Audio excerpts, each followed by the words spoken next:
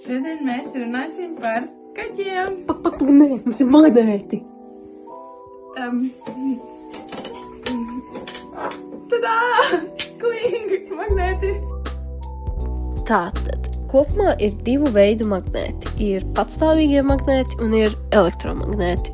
Un tā kā skolotājs nezina atšķirības ar tiem, tad to jums pastāstīsim mēs.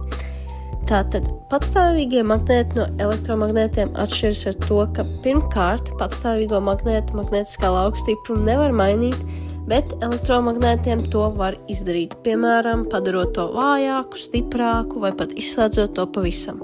Otrkārt, patstāvīgiem magnētiem nevar mainīt polus, bet elektromagnētiem vispār tas ir iespējams. Bet to var izdarīt tikai tad, ja maina elektriskās strāvas virzienu. Un treškārt, patstāvīgie magnēti nepatērē nekādu elektrību, jo viņi visu laiku ir loģiski magnētiski, bet elektromagnētiem gan vajag elektrību, jo bez tās viņi vienkārši nevienam nevajadzīgi metāla puči.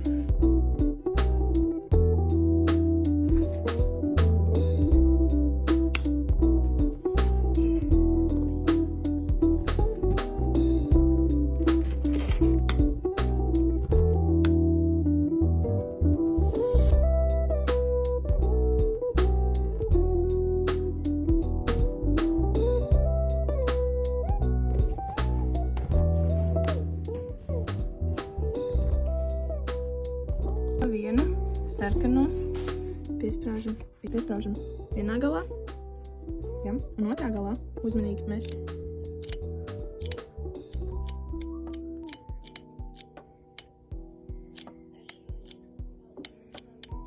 no sākuma šeit, šajā vietā viņš ir savienojies ar šo kājiņu, var redzēt, un savienojot ar šito, viņš pamainās uz otru pusi, savienojas ar otru. Es nezinu, ka viņš ir māk. Jā, šajā vietā savienojās šitais, es nezinu, kā viņš sauc, viņš savienojas un veido klikšķi. Ka mums ir šitāds ķēzīši, viņam ir divi gali. Viņi te ir tā tas sprausti. Pieliekam vienu galu, te ir tas savienojums, mēs pieliekam vienu te. Nē, jā, vienu te pieliekam un te. Kaut kas te parādās, es nezinu kas. Tas nozīmē, ka tur ir tas savienojums. Un šeit, te, kur nav saslēdzies, tur skaņas nav. Skaņa ir arī otrā pusē.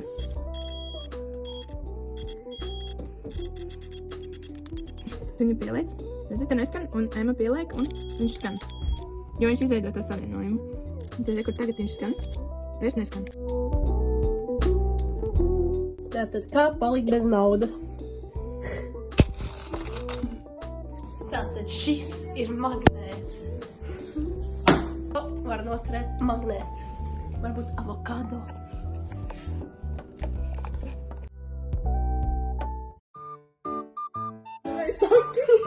Varantīvas avokado. Vēl pušito. Elpot. Beidz elpot. Skaņas vairs. Ko? Kas notiek? Te skaņas vairs nav. Man liekas, ka tā nav jābūt. Man šeit mēs jums salauzām. Man liekas, tā viņa vajadzētu glāzt.